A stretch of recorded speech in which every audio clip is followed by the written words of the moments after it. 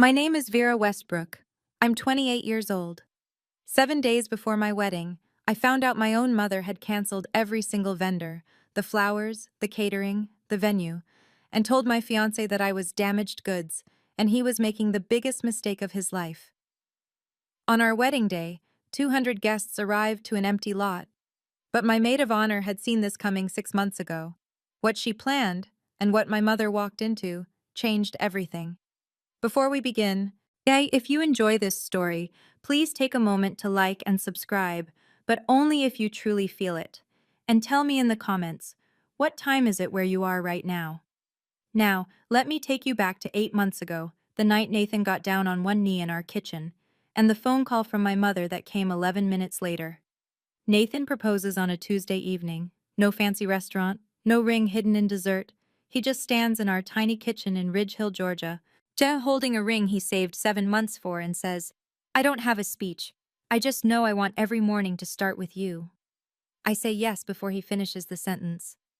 We sit on the kitchen floor afterward, my back against the cabinets, his arm around my shoulder, and I keep turning my hand under the light, watching the small diamond catch it. For 11 minutes, the world is exactly right. Then my phone rings. Mom. I pick up, still smiling. Mom. But Nathan just... Where are you having it? No congratulations, no gasp, no, "Oh, honey." The wedding, she says. Where's the venue? I need to know now. I glance at Nathan. He tilts his head, listening. We haven't decided anything yet, Mom. He literally just... Well, you need to start deciding. These things book out a year in advance. I'll handle the calls. I should explain something. My whole life, every decision I've ever made has passed through my mother first. Which college? Like which major? Which apartment? When my father died, I was 19. She pulled me close at the funeral and whispered, "It's just us now. You're all I have." And from that day, saying no to her felt like abandoning a widow. So when I tell her we want to plan it ourselves, she goes quiet. 4 seconds. I count them. Fine, she says. I understand. You don't need me anymore. My chest tightens. The old guilt, the one she installed like software when I was a child, boots up instantly. No. Mom. Of course I need you. I want you to help. I hear her exhale, satisfied. Nathan watches me from across the kitchen. He doesn't say anything, but his jaw shifts, just slightly, the way it does when he's holding something back. I didn't know it then, but that phone call was the first move in a game my mother had been waiting to play. 3 months after the engagement, my mother has taken over everything. It happens gradually, the way water rises in a basement. By the time you notice, now it's already at your ankles. First, she offers to make a few calls to vendors because I'm busy teaching 3rd grade. Then she starts showing up to tastings without telling me. Then she changes my contact info on the florist's account to her own number.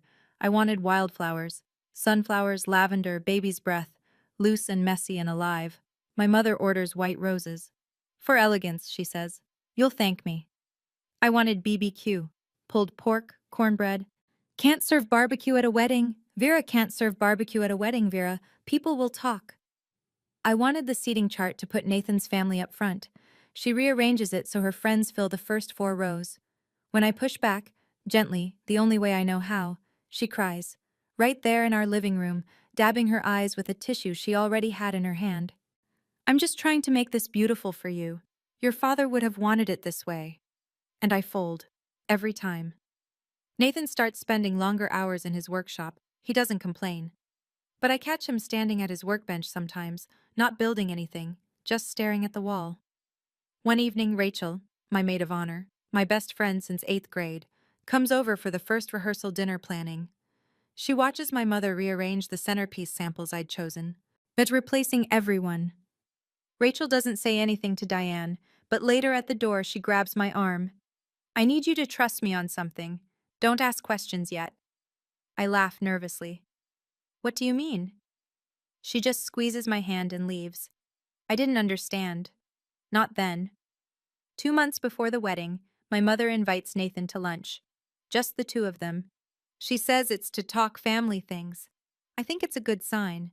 But Nathan comes home that afternoon and sits down across from me at the kitchen table. He folds his hands. He's careful with his words. He always is. But I can see the tension in his shoulders. Your mother told me you had a breakdown in college. My stomach drops.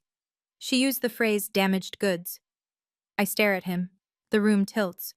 She said, "My daughter needs someone who can handle her. Can you? Really?" I open my mouth, but nothing comes out. Because yes, after my father died, but I went through a dark stretch my sophomore year. I saw a counselor. I worked through it. It wasn't a secret, but it wasn't ammunition either. My mother turned it into ammunition. "What did you say?" I whisper. Nathan looks at me steadily. I said, "I don't see damage. I see someone who survived you." Something cracks open in my chest. Not pain. Something warmer. "She left after that," he says. "Didn't finish her iced tea." 20 minutes later, my phone rings. "Mom. Nathan disrespected me at lunch." "Mom, he's isolating you from your family, Vera. That's what men like him do. Carpenters. Blue collar. No ambition. He builds furniture with his hands, Mom. Your father was an accountant. Dad is gone." Silence. Then very quietly, "Don't you dare throw that at me." She hangs up. I sit in the kitchen holding my phone, caught between two versions of the truth. My mother's, where she's protecting me, and the real one, where she's trying to make sure I never leave.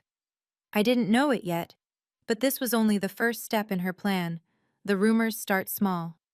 6 weeks before the wedding, I walk into Patty's hair salon on Main Street for my regular trim. Patty, who's done my hair since I was 14, sits me down and leans close to the mirror. "Honey, are you okay? Your mama stopped by yesterday, said things aren't going well at home." I blink. What did she say exactly?" Patty hesitates. "Just that you've been struggling, that Nathan might not be the right fit." I smile, the kind you paste on when your insides are liquefying, and say, "Everything's fine, Patty, really." But it's not fine. Because the next day, I walk into Dale's Market for groceries, and Mrs. Brewer at the register gives me a look I've never gotten before.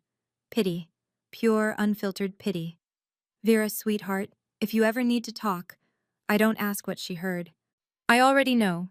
Ridge Hill has a population of 4,000. In a town this size, a rumor doesn't travel. It teleports. Within 48 hours, my mother has seated every coffee counter and church parking lot with the same story. Vera is fragile. Nathan is a mistake. The wedding shouldn't happen. I start feeling it everywhere. The sideways glances at the post office. The overly gentle tone from parents at school pickup. People treating me like I'm made of wet paper. That Thursday evening, as my phone buzzes, a text from Rachel. "Don't react to anything your mom does this week. I mean it. Trust me." I stare at the screen. What does Rachel know that I don't? I type back. "You're scaring me." 3 dots appear, then disappear, then appear again. Good. Scared means you're paying attention. She doesn't explain further. And for reasons I can't articulate, I don't push. Something is moving under the surface. I just can't see it yet. 5 weeks out. My mother calls Gloria Cole. What I don't find out about it from Gloria. I find out from Nathan, who finds out from his mother, who calls him at 9 o'clock on a Saturday morning, her voice tight and careful. "Nathan, is there something about Vera I should know?" Nathan puts the phone on speaker so I can hear. Gloria continues. "Diane called me last night. She said Vera has a history of," she used the word episodes. "She said Vera needed psychiatric treatment in college and that she worries about her stability." My hands go cold. "She told me you should know what you're getting into. And that, Nathan, I'm just repeating what she said. She called Vera emotionally volatile." I watch Nathan's face. His expression doesn't change, but a muscle near his temple tightens. "Mom," he says, "Vera saw a counselor after her dad died. That's it." Diane is twisting it." Gloria pauses. "I believe you, honey, but she was very convincing. She cried." Of course she cried.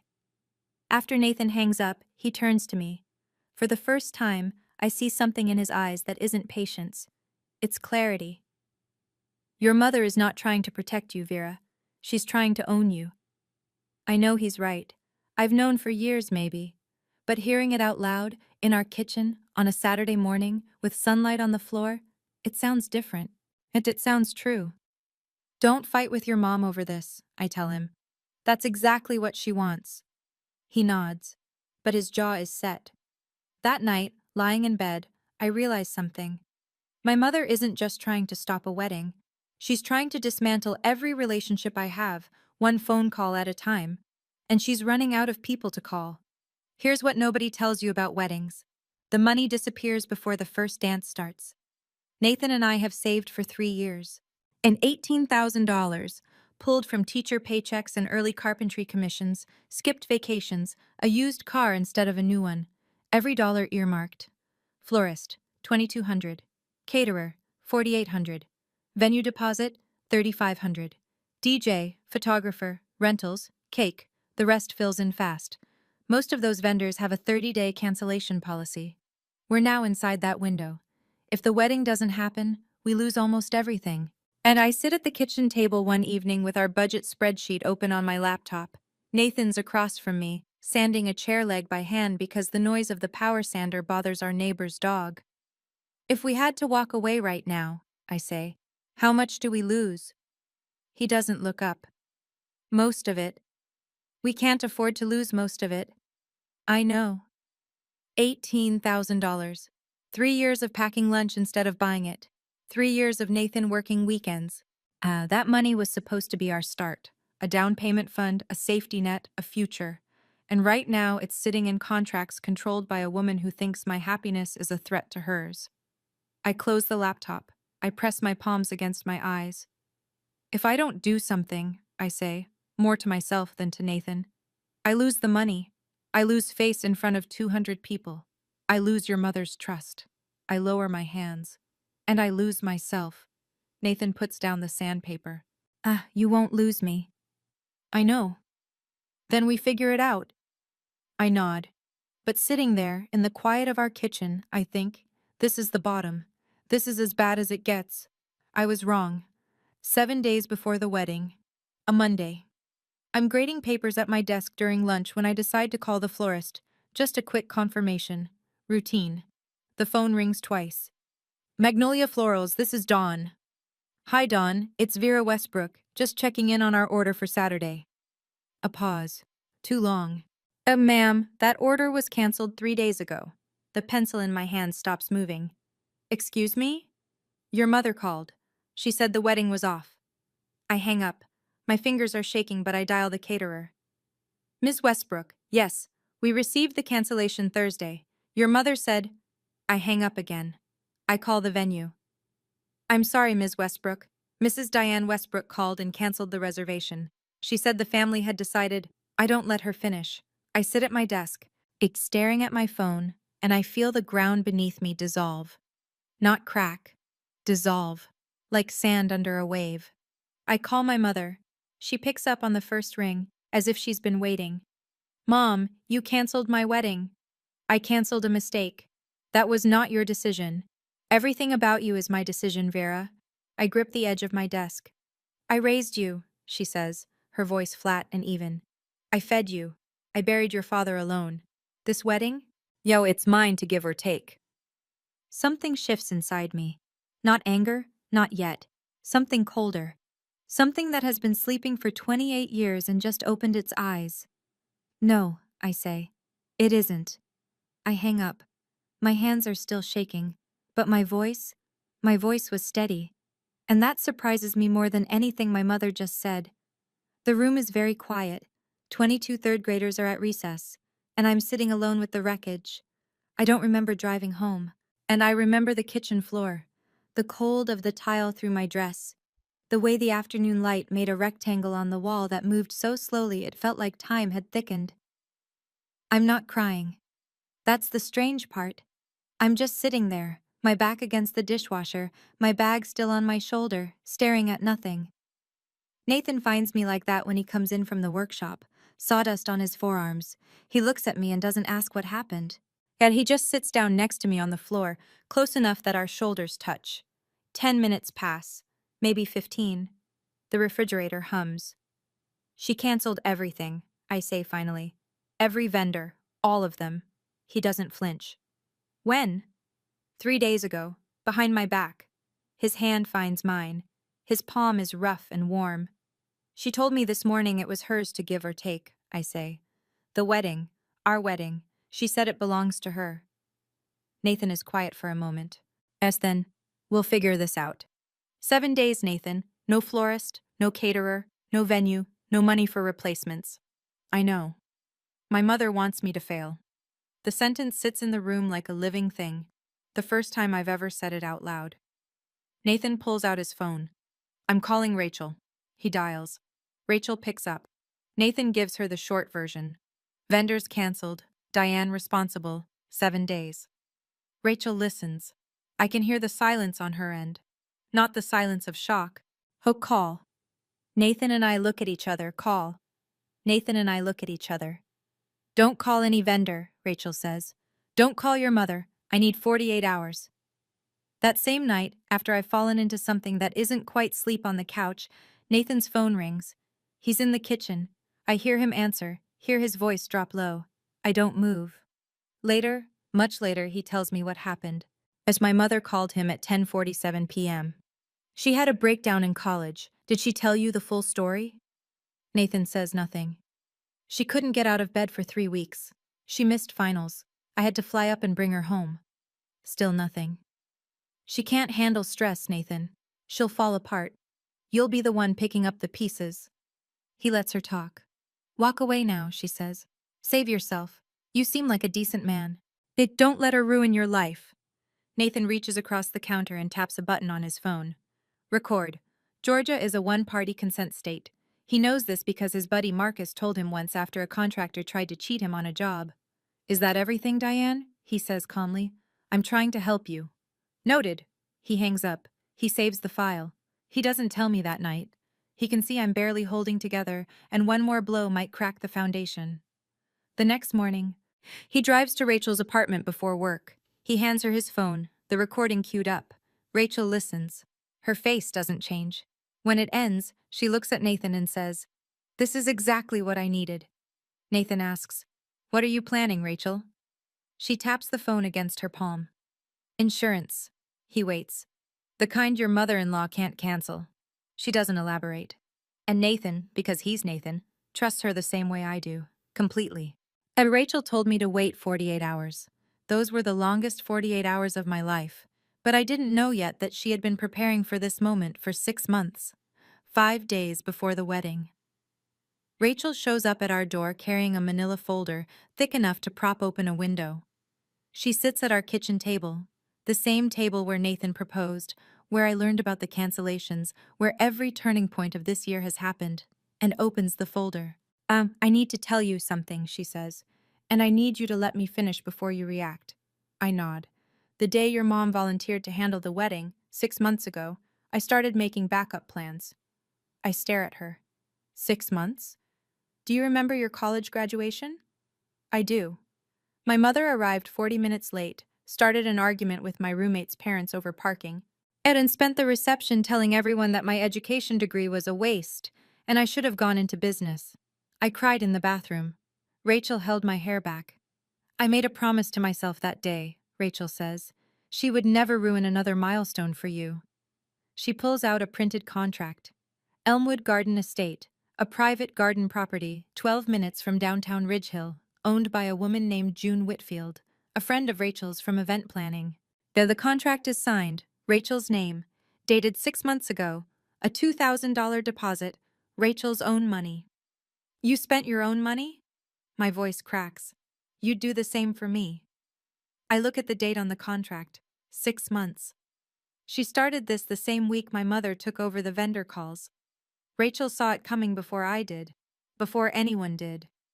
Nathan leans against the counter, arms crossed. He's staring at Rachel like she just walked through a wall. I didn't do this because I hate your mother, Rachel says. I did this because I love you. I don't have words. I just have tears. And for the first time in months, they're not the sad kind. Rachel flips through the folder like a general briefing a war room. Florist, Sandy's Blooms, out of Cartersville. Wildflowers, sunflowers, lavender. She looks at me. Exactly what you originally wanted. I press my hand over my mouth. Caterer. Big Jim's Smokehouse. Pulled pork, cornbread, brisket, sweet tea in mason jars. Nathan lets out a short laugh, the first one I've heard from him in weeks.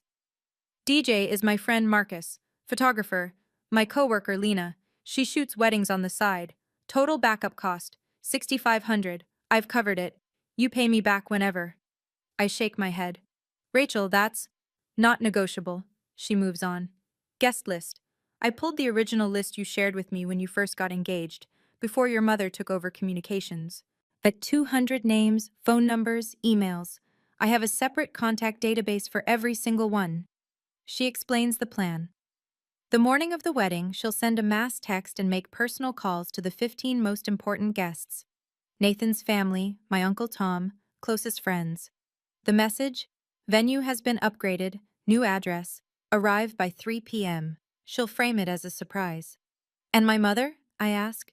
Rachel meets my eyes. She gets the original address. Only the original address. The room goes quiet. I also called someone else, Rachel says, her voice careful now. Maggie Coulter, WRDG-TV. The news? Local interest piece. Best friend saves wedding, a community love story. Maggie doesn't know the details about your mom. She just knows it's a feel-good segment. I hesitate. A camera crew feels like a step I can't take back. Rachel reads my face. You don't have to decide now. But Vera, your mother put this on Facebook. She made it public first. This is just the truth catching up. Part of me feels guilty. The other part, the part my mother had been silencing for 28 years, feels something I haven't felt in a long time. Relief.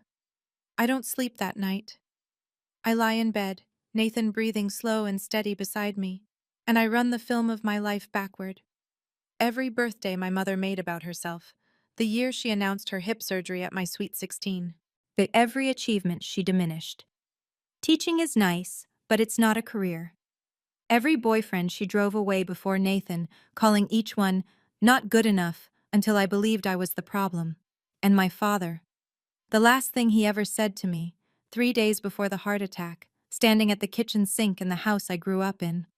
Don't let anyone shrink you, Vera, not even me. I didn't understand then. I think I do now. At 6 a.m., I call Rachel. Let's do it. You're sure? I'm sure. Good. I'll activate everything today. I hang up and make one more call. Uncle Tom, my father's younger brother. Retired Army, manages a warehouse in the next town over. He's been in my life since birth, but keeps his distance from my mother's orbit. Smart man. Uncle Tom, I need to ask you something. Shoot. Will you walk me down the aisle? The line goes quiet. I hear him clear his throat.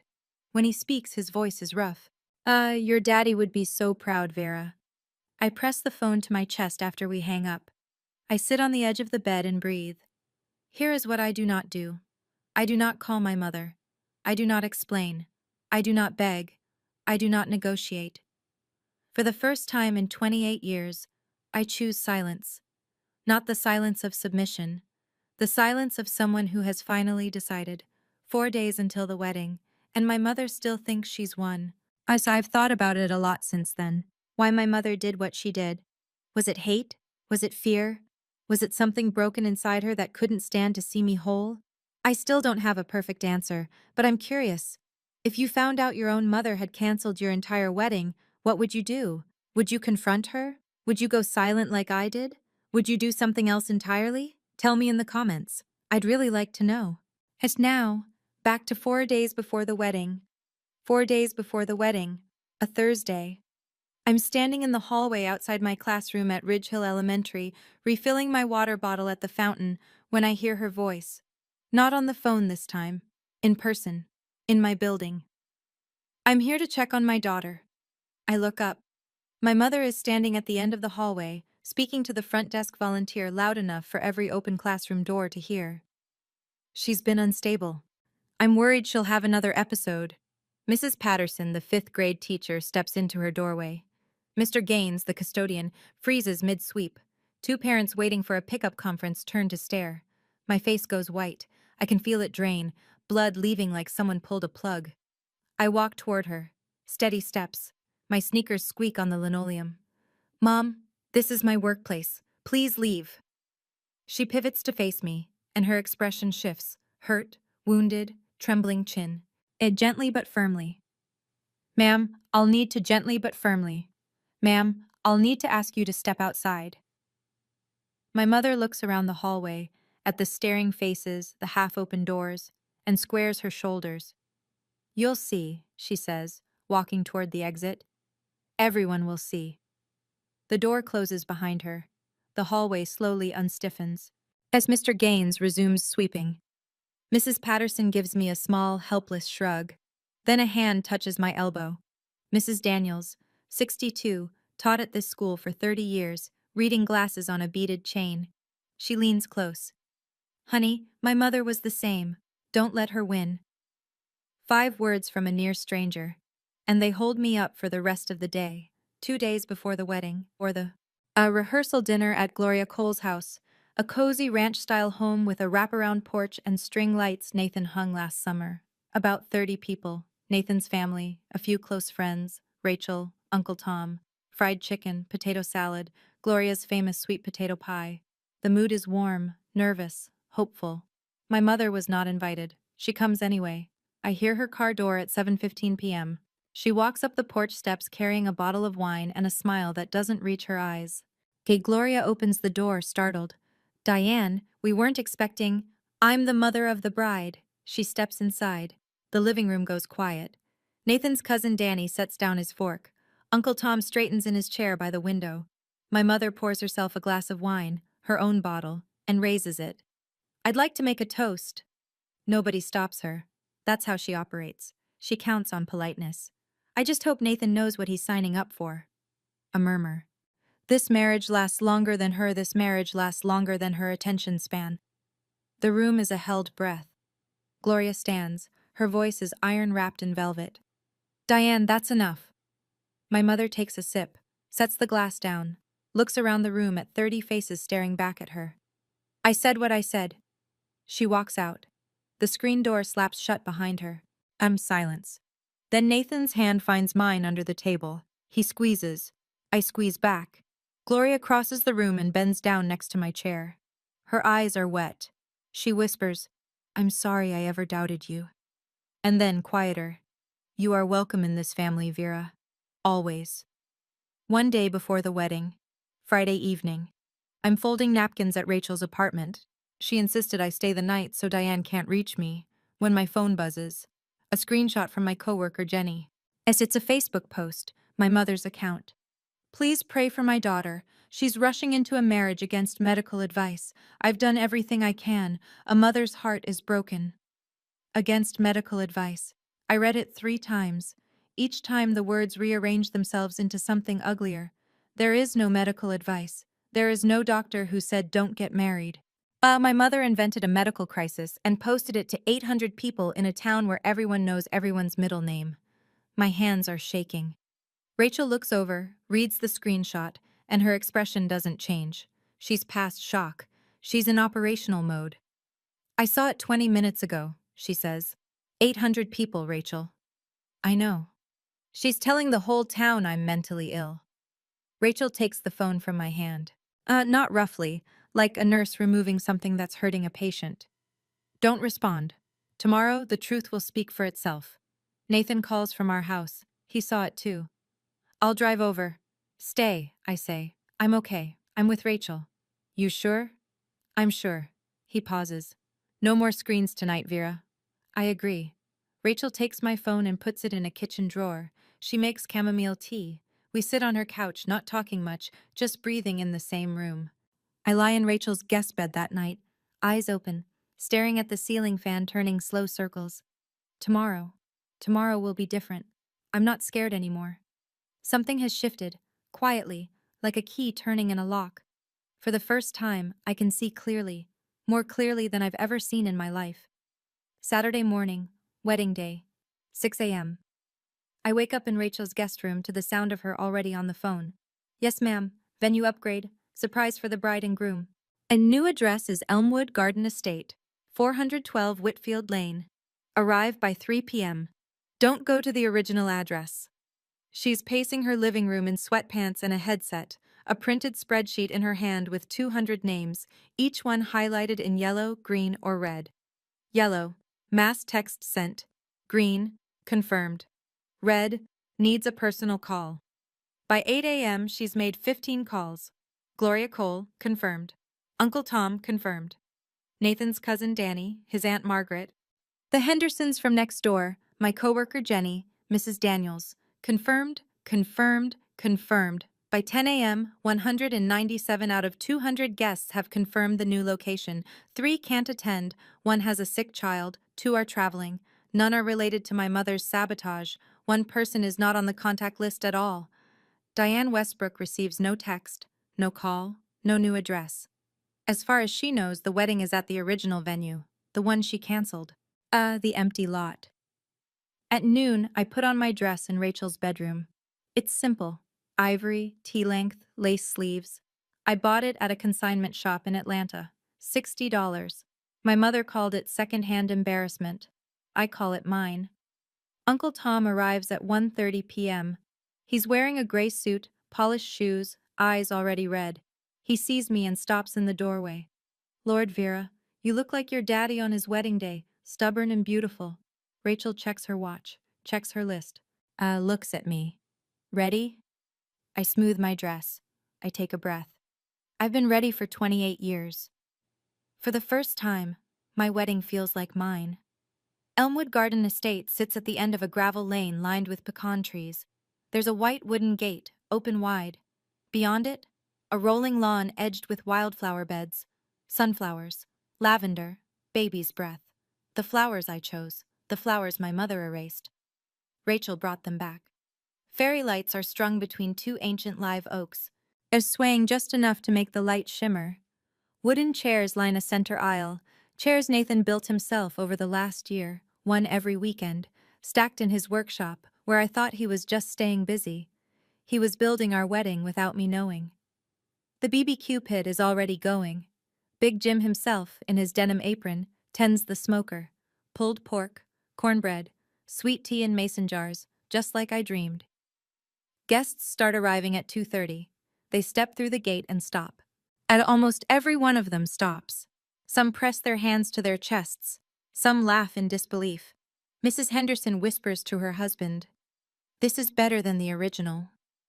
Gloria Cole walks in, sees the wildflowers, sees the hand-built chairs, sees the fairy lights catching the Georgia afternoon sun. She finds me near the garden trellis and wraps her arms around me. Tight, real. This is what your wedding was always supposed to look like. Maggie Coulter from WRDG-TV arrives quietly with her cameraman. They set up off to the side. Unobtrusive, professional. Rachel briefs them. A heartwarming story about friendship and community. That's all they need to know for now. Old Mrs. Freeman, my neighbor since childhood, 81 years old, Sunday hat and all, finds me and takes both my hands. Your daddy is watching, sweetheart. I know it. I believe her. 200 chairs, 197 guests, and the only person missing is the one who tried to make sure none of this would exist. 3 o'clock. The afternoon light turns gold. Uncle Tom takes my arm at the end of the aisle. His grip is firm, military firm, but his hand is trembling. Slow steps, he murmurs. Make it count. The music starts. Not a grand orchestral piece, just a guitar. Rachel's friend Caleb sitting on a stool under the live oak, and playing a finger-picked version of the song Nathan and I danced to on our first date in his workshop, sawdust still on the floor. I step forward. 200 faces turn. Some are smiling. Some are already crying. Gloria Cole holds a tissue to her nose. Mrs. Daniels nods at me from the 3rd row. Small, steady, certain. Nathan stands at the end of the aisle. His hands are clasped in front of him. His eyes are red and he's not hiding it. He's never hidden anything from me. As Uncle Tom delivers me to Nathan, shakes his hand and says, "Take care of her, or answer to me." Nathan nods. "Yes, sir." The officiant, Nathan's college friend David, ordained online last month specifically for this, keeps it simple. Short readings, no sermon, then the vows. Nathan goes first. His voice breaks once, on the word home. My turn. I don't read from a card.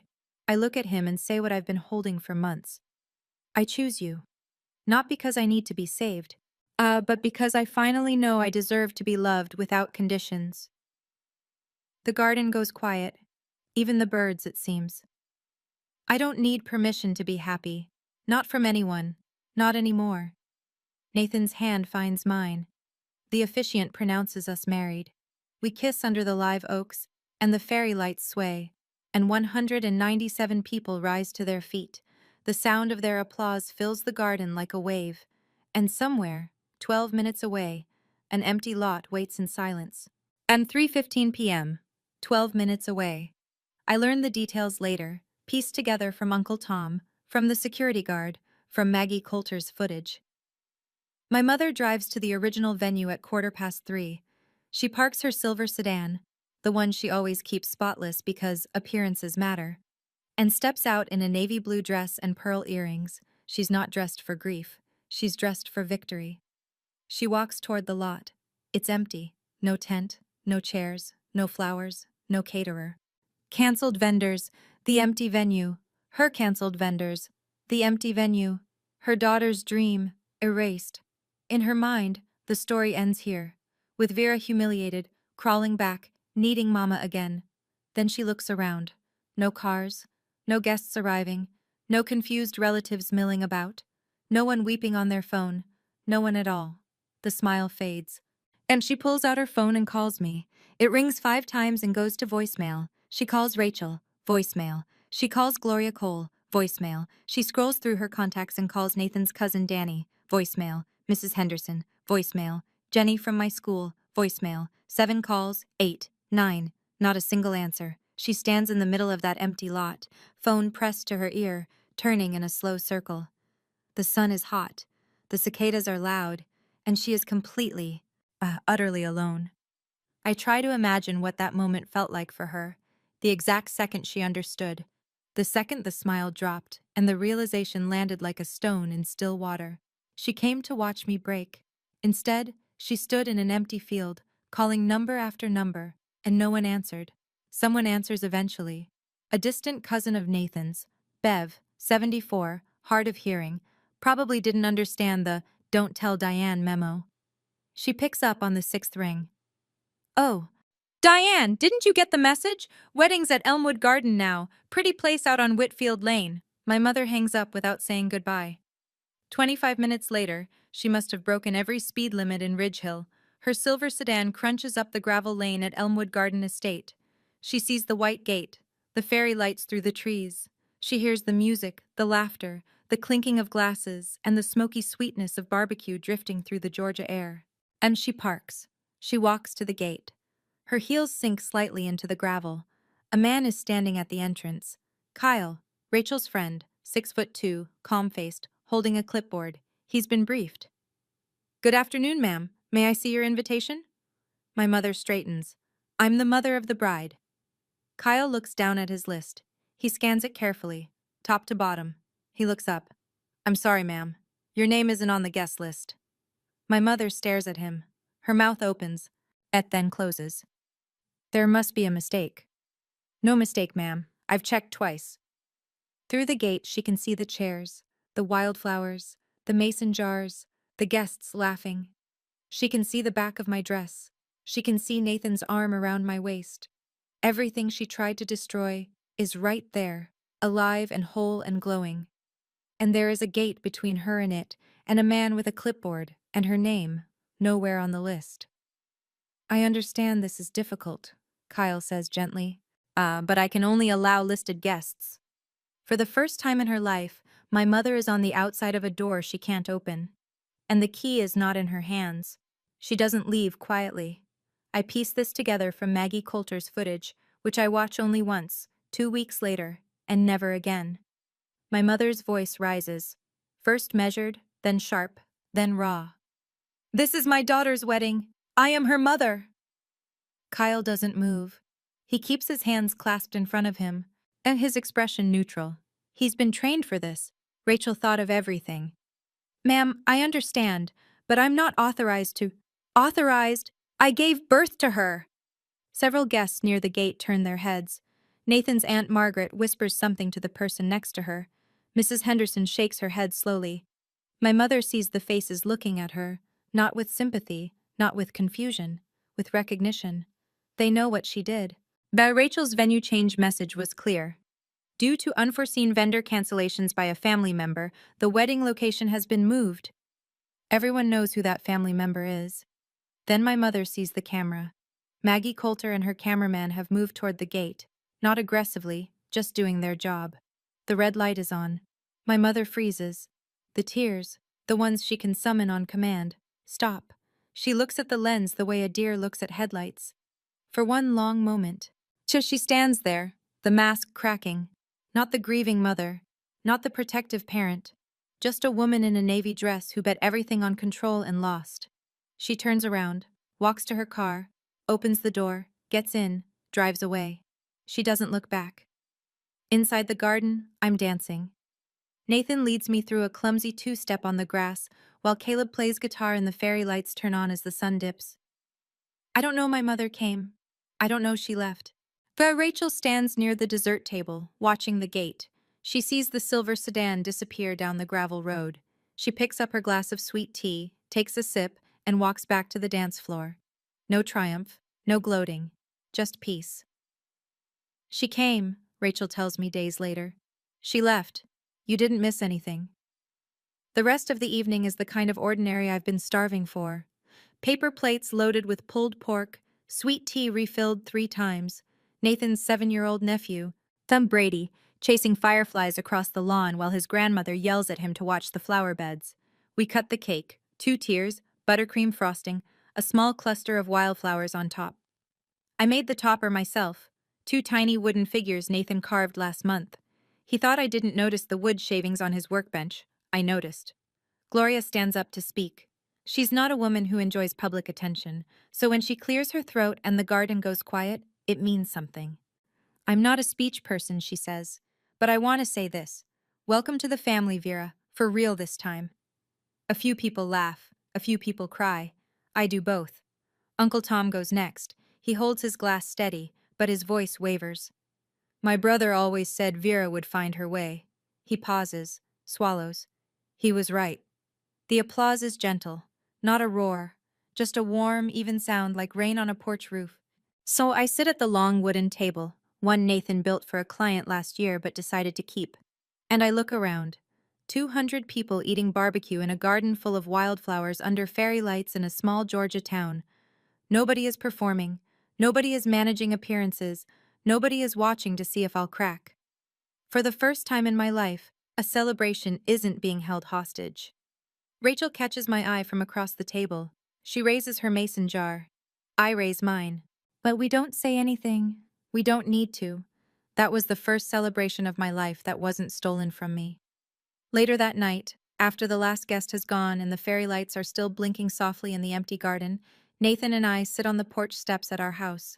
My shoes are off. His tie is loose. The night air smells like jasmine and leftover smoke. There's something I need to show you, he says. He pulls out his phone and opens an audio file. Dated 6 days ago, 10:47 p.m. I didn't play this for you before because you were already breaking. He presses play. My mother's voice fills the dark porch. She had a breakdown in college. Did she tell you the full story? I listen. She can't handle stress. She'll fall apart. I keep listening. Walk away now. Save yourself. The recording ends. The cicadas take over. I sit with it. My mother's voice. The one that sang me to sleep. The one that read me stories. The one that told me I was too fragile, too broken, too damaged for anyone to love, hanging in the warm night air. I'm not damaged, I say. I never was. Nathan doesn't argue. He just waits. I want to send this to Maggie Coulter. He looks at me. Are you sure? My mother put it on Facebook first. She told 800 people I was mentally ill. She told the whole town my marriage was a mistake. I fold my hands. I'm not putting her on blast. Oh, I'm just letting people hear her real voice. Okay. And the vendor cancellations, the emails, the voicemails where she pretended to be me, Rachel has all of those. Nathan nods. This isn't revenge, I say, as much to myself as to him. This is just the truth, without her editing it. He puts his arm around me. The porch light flickers. Somewhere down the road, a dog barks twice and stops. I'm not doing this to hurt her. I'm doing this so she can never rewrite the story.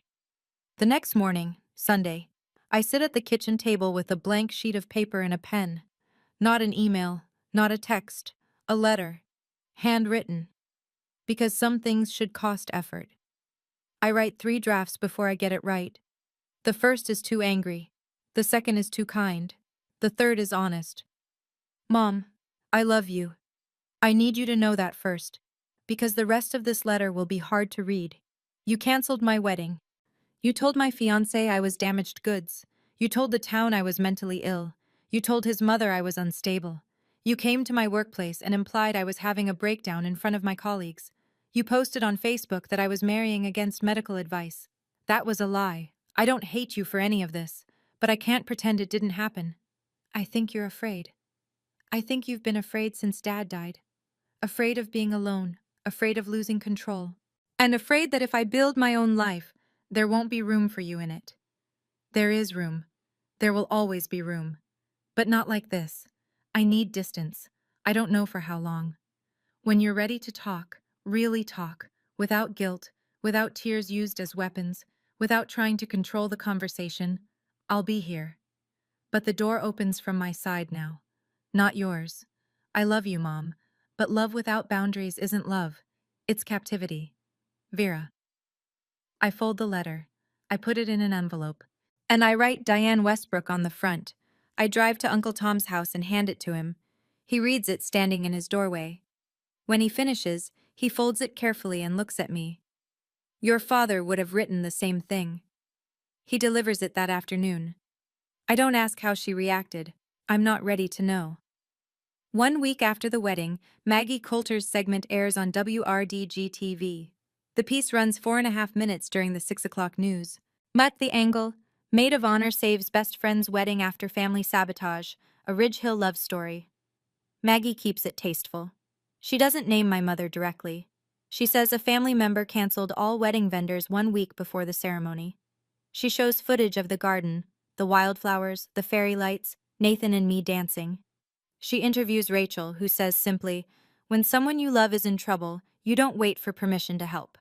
She doesn't need to name Diane. But in a town of 4,000, subtraction is identification. If the mother of the bride isn't in the wedding footage and a family member did the sabotage, everyone does the math. Within 3 days, I hear the ripples. Diane's post, the one about medical advice, gets screenshot shared across half the town before she can delete it. By the time she does, it's too late. People are placing it side by side with Maggie's report. At the Ridge Hill Women's Auxiliary, where Diane has held a board seat for 6 years, sends her a polite email. We think it's best if you take a leave of absence while things settle down. At Patty's hair salon, Patty herself tells Diane during her appointment, Diane, I heard what happened. I think you should talk to someone, a professional. Neighbors stop waving from their driveways. Invitations to Sunday potlucks stop arriving. The phone calls taper off. Yes, my mother's currency in Ridge Hill was always reputation. The devoted widow, the sacrificing mother, the woman who held it all together. That currency is now worthless. A woman on the town's Facebook group writes what everyone is thinking. I always thought Diane was a devoted mother. Turns out devoted and controlling look the same from the outside. I hear about the next part from Uncle Tom, who checks on my mother because, despite everything, she's still his late brother's wife. And Tom is the kind of man who doesn't abandon people even when they've earned it. Diane calls him on a Wednesday night, 2 weeks after the wedding. She's crying. They turned my daughter against me. Tom doesn't sugarcoat it. Nobody turned her, Diane. You pushed her. She's my child. I have a right. You have a right to love her. You don't have a right to own her. She hangs up on him, calls back 20 minutes later, calmer, trying a different angle. Rachel manipulated the whole thing. She poisoned Vera against me. Rachel saved a wedding you tried to destroy. Silence. Tom tells me she calls a few of her old friends from the women's auxiliary. She tells them she's been pushed out by her daughter and her daughter's controlling best friend. The narrative is familiar. Diane, the victim. Diane, the misunderstood martyr. But this time, nobody buys it. Everyone saw the Facebook post. Everyone watched Maggie's report. Us need help. Real help, not sympathy. Tom need help. Real help, not sympathy. Tom drives by Diane's house one evening and sees the lights on in the kitchen. Through the window, she's sitting alone at the table, looking at an old photo album. Her wedding album, her and my father. Young, smiling, unbroken. He tells me this carefully, like he's not sure I want to hear it. I listen. I hope she gets help, I say. I mean it. Not because I've forgiven her, because I know what it looks like when someone is drowning and too proud to call for a life vest. I tell Tom, if she agrees to see a therapist, I'll go to one session of family counseling with her. One. That's my offer. It's not forgiveness. It's a condition. And it's the most generous thing I can give right now. The money sorts itself out, mostly. But Nathan and I contact the original vendors, the ones my mother canceled by impersonating me. We bring the receipts. The emails where Diane signed as Vera Westbrook. The voicemails where she used my name. The florist and the caterer both review the evidence and agree. We didn't authorize the cancellation. Dawn at Magnolia Florals refunds $2,200. The caterer returns $4,800. That's $7,000 back. Not everything, but enough to breathe. The venue, Ridge Hill Community Pavilion, has a stricter policy. No refund past 30 days. But the manager, after hearing the story and seeing the voicemails, offers a credit toward a future event. Nathan says we'll use it for a first anniversary party. I laugh for the first time in a while. We pay Rachel back the $6,500 within 2 months. She resists. Consider it a wedding gift, she says. I wire it anyway. Some debts aren't about money. They're about respect. Something unexpected comes from the wedding itself. 3 guests who saw the hand-built chairs and tables Nathan made for the reception reach out to him the following week. Custom furniture orders. A dining set for the Hendersons, a rocking chair for old Mrs. Freeman, a bookshelf for Maggie Coulter's producer. Nathan's workshop, which had been struggling for steady clients, suddenly has a 3-month waitlist. I don't file charges against my mother. I don't sue for damages. And I consider it, briefly, but I'm a 28-year-old teacher in a small town, and she's my mother. The legal system isn't built for this kind of wound. But I keep everything, every voicemail, every email, every screenshot, filed neatly in a folder Rachel labeled, just in case. We didn't get rich. We didn't get even. We just got free. 3 months later. Our house is small. 2 bedrooms, 1 bathroom, a porch that needs repainting. Nathan says he'll get to it in spring. And I believe him because the man finishes everything he starts. I go back to teaching. The 3rd graders don't know anything about what happened, and that's exactly how I want it. They care about multiplication tables and who gets to feed the class hamster. It's the most grounding thing in my life. Mrs. Daniels, the teacher who whispered, "Don't let her win" in the hallway that day, starts leaving a cupcake on my desk every Friday. She never mentions why. I never ask. Gloria Cole and I have dinner together every other Sunday. She's teaching me to make peach cobbler, the Cole family recipe, handwritten on an index card so old the ink is fading. Last Sunday, she handed me the original card. "It's yours now," she said. "Family recipe goes to family." I taped it inside our kitchen cabinet, next to a photo of Nathan and me at Elmwood. I haven't spoken to my mother directly. Uncle Tom is the bridge. He tells me she started seeing a therapist. Went twice. Quit. I went back. Quit again. Then went back a 3rd time. "She's trying," Tom says on the phone one evening. Slowly. Slowly is fine, I tell him. I'm not going anywhere. I mean it. The door I described in my letter, the one that opens from my side, is still there. I check on it sometimes, in my mind, the way you check on a plant you're not sure will survive the winter. I don't need my mother to be perfect. I just need her to stop pretending I'm broken. That's the minimum. And for the first time, I'm not afraid to hold it. I want to say something to you directly, not as a character in a story. As me. Vera. I didn't tell you all of this so you'd hate my mother. She's a woman in pain. She lost her husband too young, and she never learned the difference between holding on and holding hostage. Her fear is real. Her grief is real. But her pain doesn't give her the right to destroy my life. And yours doesn't either, whoever yours is. But if you have someone in your life, a mother, a father, a sibling, a partner, who uses love like a leash, who makes you feel guilty for being whole, who punishes you for growing, I want you to hear me. You are not ungrateful for wanting air. You are not selfish for saying no. You are not a bad daughter or a bad son for building a life that doesn't orbit their anxiety. Boundaries are not walls, they're doors, and you get to hold the key. I didn't plan a revenge. I didn't scheme.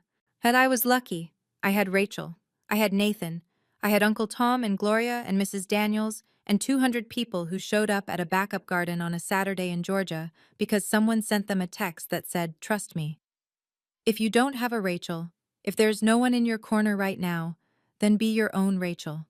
Make a plan. Not a plan for revenge. A plan for your future.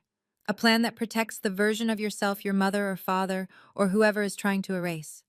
You deserve to exist without permission. I know, because I spent 28 years waiting for permission, and the day I stopped asking was the day my life actually began. I've asked myself so many times since then, if Rachel hadn't made that backup plan, what would have happened? Would I have been strong enough to stand on my own? Honestly, I'm not sure. So I want to ask you, do you have a Rachel in your life? Someone who protects you before you even know you need protecting? Or are you someone's Rachel, the one holding the backup plan together while they fall apart? Tell me in the comments. I'd really love to hear your story. Now, let me tell you how this ends. 6 months after the wedding. I come home from school on a Tuesday afternoon. There's a piece of mail on the porch. Not in the mailbox, on the porch. Hand-delivered. A cream-colored envelope with no return address, my name written in handwriting I'd recognize in the dark. As I open it, standing in the doorway, no letter inside, no words, just a single pressed wildflower. A black-eyed Susan, flattened and dried between two sheets of wax paper. I hold it for a long time. A wildflower. The flower I chose for my wedding. The flower my mother replaced with white roses. The flower Rachel brought back. I don't know if it's an apology. I don't know if it's a goodbye. I don't know if she pressed it from her own garden or bought it somewhere or picked it from the roadside ditch out on Route 12 where black-eyed Susans grow wild every summer. I don't call her. I'm not ready. Maybe she's not ready either. I carry the flower inside and place it on the bookshelf, leaning against our wedding photo. Nathan and me under the live oaks, fairy lights in the background, wildflowers everywhere. My mother didn't say anything. And maybe that's the kindest thing she's done in years. Nathan comes in from the workshop, sawdust on his forearms. He sees me standing at the bookshelf. "You okay?" "Yeah." I turn around. "I'm good." Through the kitchen window, the late afternoon sun pours across the backyard. I can hear the rhythm of Nathan's table saw starting up again, the neighbor's dog barking, a mockingbird somewhere in the pecan tree. My name is Vera Westbrook Cole. I'm 29 now, and for the first time, my life is mine. Thank you for staying with me until the very end. If this story touched something in you, please hit like and subscribe.